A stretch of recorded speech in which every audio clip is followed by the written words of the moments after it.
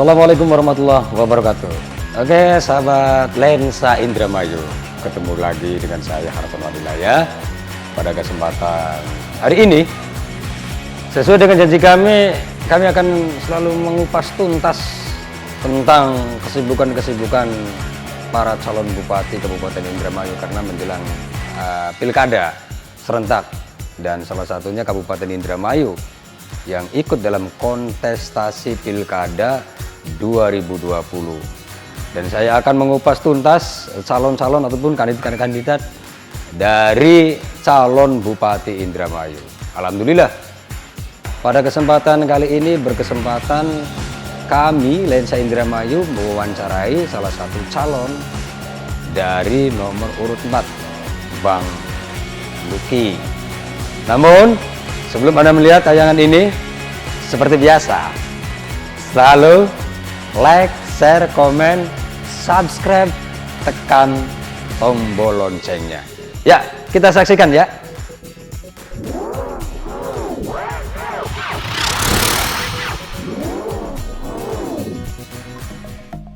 Selamat siang untuk sahabat Lensa semuanya yang ada di Indramayu.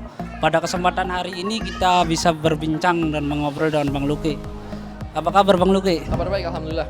Oh ya, Mas. Ini Bang Luki, saya di sini cuma sekadar menanyakan ya. Selama ini kan Bang Luki sudah lama di Indramayu menjelang pilkada. Kesan seperti apakah untuk warga Indramayu ini? Kesan saya terhadap warga Indramayu, ya warga Indramayu adalah seperti warga-warga Indonesia yang lainnya, kebanyakannya mereka adalah pembayar pajak, mereka adalah pekerja keras, mereka tinggal di tanah yang subur, tinggal di tanah yang penuh dengan sumber daya alam. Tapi sayangnya pengelolaan pemerintahan kabupaten khususnya selama ini tidak optimal, tidak maksimal. Apakah ini mitos atau gosip? Bukan, ini data. By data bahwa IPM Indramayu itu termasuk yang terendah, 5 terendah Jawa Barat. Padahal sumber daya alamnya banyak. Kita bisa lihat dari angka kelulusan, rata-rata tidak lulus SD. Miris, padahal sekolah banyak. Padahal ini ada di Pantura, dekat dengan ibu kota, dekat ibu kota provinsi.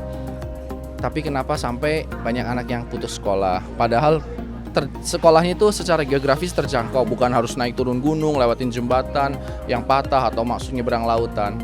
Terus daya beli, oke, memang sekarang COVID, daya belinya sedang turun semuanya. Tapi ini bukan terjadi saat COVID, sebelumnya banyak sekali pengangguran. Padahal lahan-lahannya banyak yang bisa dimanfaatkan untuk bisa membuka kawasan industri tanpa mengganggu kawasan pertanian. Tapi di sini banyak pengangguran karena investor-investor enggan untuk berinvestasi di Indramayu. Banyak oknum-oknum yang memanfaatkan kesempatan untuk meminta pungutan liar, kesulitan menyulitkan dalam proses perizinan, sehingga investor itu lebih memilih untuk ke Majalengka, ke Subang, dan lain-lain. Lalu tentang nelayan Indramayu itu salah satu nelayan yang terbanyak di Indonesia.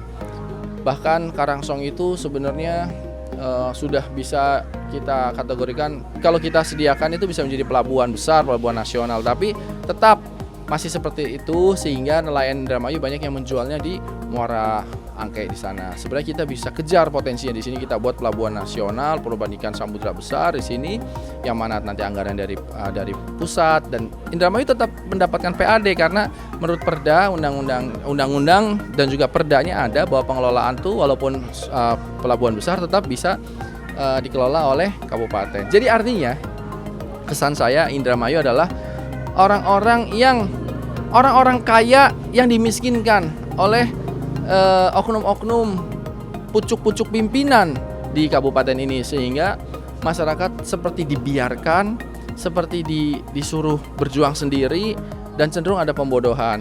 Taunya pembodohan dari mana? Itu tadi kelulusan yang sangat rendah. Sementara untuk membangun generasi maka mereka harus tinggi pendidikannya, income-nya juga harus besar, terus jaminan kesehatan.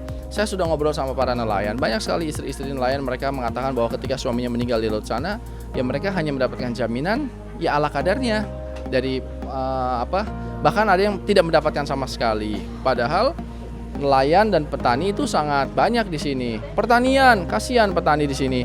Mereka tidak termotivasi untuk melakukan efisiensi dan modernisasi dalam pertanian, sehingga high cost production. Terus ketika harga gabah turun, mereka semacam mengalami kerugian. Untuk postur anggaran APBD-nya pun bagi saya sangat memalukan ya. Kalau dikatakan bahwa Indramayu adalah lumbung padi nasional, tapi anggarannya dari APBD cuma 9 miliar. Ini seperti dagelan kere gitu loh. Jadi dagelan untuk membuat orang-orang menjadi kere. Dan ini apakah harus didatangkan orang-orang dari luar untuk mengelola Indramayu? Betapa memalukannya orang Indramayu. Apa nggak malu para pejabat Indramayu gitu loh, harus didatangkan orang dari luar untuk mengelola dengan benar gitu loh. Saya rasa Bupati dan Wakil Bupati adalah jabatan politis non teknis. Jadi sebenarnya di mana ada keberpihakan, kita bisa meng-hire orang-orang pintar untuk mengelola Indramayu. Sangat disayangkan sekali. Jadi apa kesannya? Saya prihatin dan ikut merasakan betapa kesedihan dan kerinduan akan pemimpin yang berpihak kepada rakyat. Itu yang saya rasakan. Kemudian ini Bang Luki, yang kedua adalah progres apa yang akan dilakukan Bang Luki misalkan menjadi bupati? Progres apa? Oke.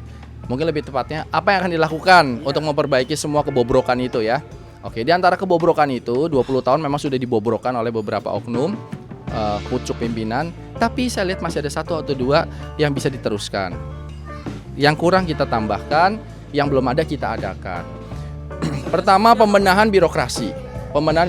Jadi memilih birokrat untuk menduduki jabatan-jabatan strategis atau non strategis, teknis maupun non teknis itu berdasarkan the right man at the right place, bukan like or dislike. Jadi kalau suka saya taruh, kalau bayar saya taruh, kalau nggak bayar saya pinggirkan, kalau nggak suka saya pinggirkan. Bukan. Di sini nanti kalau Anda memang bisa bekerja dengan baik sesuai dengan klasifikasinya dan qualified orangnya, maka akan kita tempatkan. Walaupun mungkin saya tidak begitu suka sama ini kepala dinas misalnya, tapi dia kerjanya benar, silahkan. Dan pembenahan birokrasi, saya bisa katakan saat ini Nina Luki nanti menang, insya Allah akan menang, maka tanggal 9 Desember akan menjadi hari kemerdekaan ASN.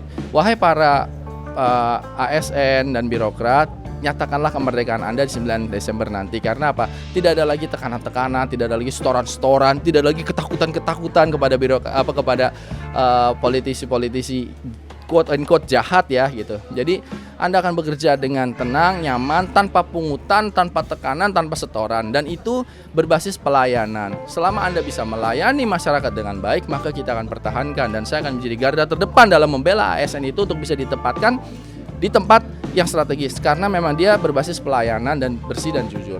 Kalau kita mau bersihkan meja pakai lap, maka jangan pakai lap kotor. Ini kan bukan mitos atau fakta, ini adalah data. Sudah jelas bahwa beberapa orang sudah ditangkap korupsi. Sangat memalukan sekali. Petani berkeringat kerja, capek, nelayan melaut, kedinginan, kehujanan, mereka membayar pajak. Lalu mereka ingin fasilitas umum, mereka ingin infrastruktur. Ya Allah ya Rabbi, bayangkan saja jalanan yang harusnya bisa dapat 100% itu dipangkas sampai hanya 55%. Artinya mereka sudah membayar segini, tapi dikasihnya segini. Ini data atau fakta atau mitos? Data, dan sudah ketangkap KPK orangnya. Dan ini adalah hal yang sangat memalukan. Apa tidak sedih melihat pedagang asongan, pedagang nenek-nenek yang bawa bakul nasi, bakul apa, mereka dengan berkeringat mencari uang, mencari rezeki, sementara oknum pejabatnya berfoya-foya di atas menghambur-hamburkan uang rakyat dan untuk memperkaya diri sendiri. Jadi Indramayu butuh pemimpin yang cinta sama rakyat, yang mau melayani, yang bukan tekan sana sini, membangun dinasti, memperkaya kroni, dan ujung-ujungnya mati dan bertemu dengan ilahi, dan disitulah akan mendapatkan perhitungan dari Allah Subhanahu Wa Taala. Mungkin yang terakhir ya Bang, selama ini kan yang berkembang di masyarakat bahwasanya Bang Luki ini bukan warga asli Indramayu. Tentunya untuk meyakinkan warga Indramayu ini bahwasanya Bang Luki ini bisa. Seperti apa itu Bang Luki untuk meyakinkan bahwasanya walaupun Bang Luki ini bukan asli Indramayu? Pertama saya luruskan, berdasarkan Undang-Undang MD3 bahwa siapapun bisa menyalonkan dimanapun. Jadi justru harusnya isu itu sama saja menepuk air di dulang, terpercik muka sendiri. Siapapun lawan politik saya yang mengatakan bahwa Luki Hakim bukan orang Indramayu, harusnya dia malu. Karena apa? Orang Indramayunya nggak bisa ngerjain sendiri, nggak bisa membenahi dengan baik. Buktinya pada tangkap tuh. Ini kan nangkepin bukan saya, bukan saya melaporkan. Memang karena kerjaan mereka nggak benar.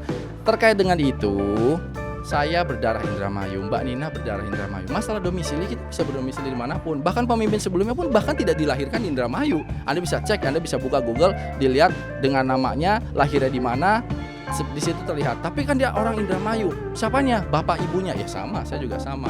Tapi saya tidak akan berkutat di isu murahan ya. Yang isu mahalnya adalah bahwa Indramayu butuh pemimpin yang mau melayani karena digaji oleh rakyat, oleh petani, bukan pemimpin yang tekan sana sini, membangun dinasti dan memperbesar kroni dan ujung-ujungnya innalillahi. Ya, mungkin segitu aja dialog kita dengan Bang Luki. Semoga sukses. Terima kasih Lensa Indramayu. Subscribe ya, like, komen dan subscribe. Ya, terima kasih. Kami tim kreatif Lensa Indramayu membuka bagi para kandidat calon bupati dan juga wakil bupati Indramayu atau juga tim sesnya mereka masing-masing untuk mengupas tuntas secara gamblang, belak-belakan, terang-terangan, buka-bukaan baik visi dan misi ketika mereka atau beliau terpilih menjadi bupati atau juga wakil bupati Indramayu. Silakan menghubungi nomor kami yang di bawah ini.